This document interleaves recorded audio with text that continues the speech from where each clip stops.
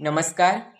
स्वाभिमान आणि आत्मसन्मानाशिवाय या समाजाची उन्नती होऊ शकत नाही असं म्हणून तुमच्या आमच्यामध्ये आत्मसन्मान निर्माण करणारे, स्त्री शिक्षित झाली तरच संपूर्ण समाज शिक्षित होतो असं म्हणून या पुरुषप्रधान समाज व्यवस्थेला छेद देणारे, लोकशाही हा केवळ एक सरकारचा प्रकार नसून ती जीवन जगण्याची एक पद्धत असली पाहिजे, समता, बंधुता आणि न्याय यांची आश्वासक सांगड घालून जगाच्या पटलावर भारत देशाला निर्माण करण्यासाठी आमूलाग्र कामगिरी करणारे आणि शिका, संघटित व्हा आणि संघर्ष करा असा संदेश देऊन माणसाला माणूस म्हणून जगण्याचा अधिकार प्रदान करणारे भारतरत्न डॉक्टर बाबासाहेब आंबेडकर.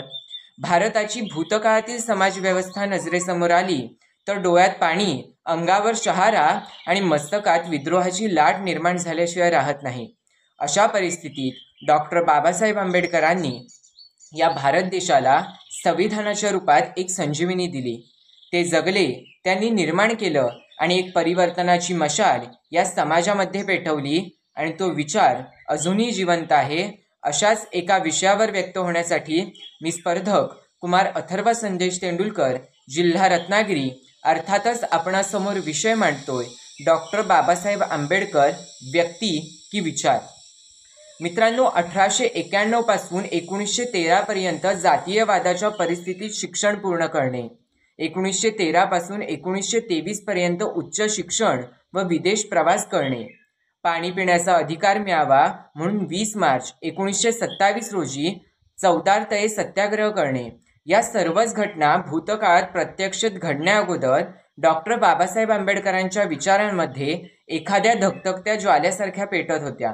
म्हणजे परिवर्तन हा निसर्गाचा नियम आहे असं म्हणतात, परंतु समाजामध्ये जगण्यासाठी परिवर्तन घडून आणताना विचारांमध्ये परिवर्तन घडून आले पाहिजे, हा विचार डॉक्टर बाबासाहेब आंबेडकरांच्या विचारांमध्ये आपल्याला पाहायला मिळतो.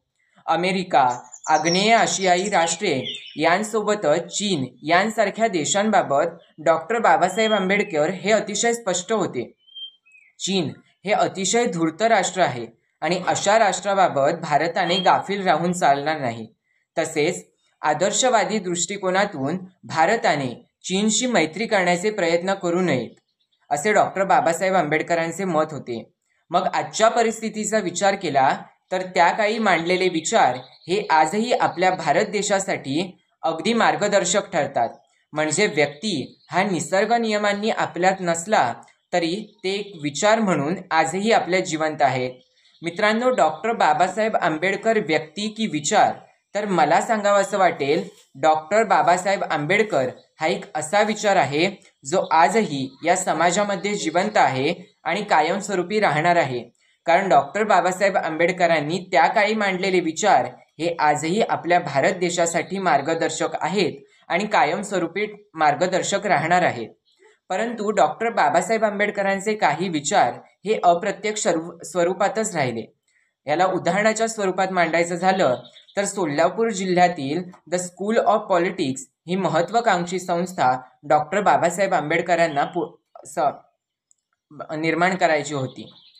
विषयाच्या शेवटाकडे जात असताना सांगावंसे वाटेल की डॉक्टर बाबासाहेब आंबेडकर म्हणाले होते, जोपर्यंत तुम्ही सामाजिक गुलामगिरीत आहात तोपर्यंत तुम्हाला तुमच्या प्रगतीचा आणि स्वातंत्र्याचा अधिकार नाही.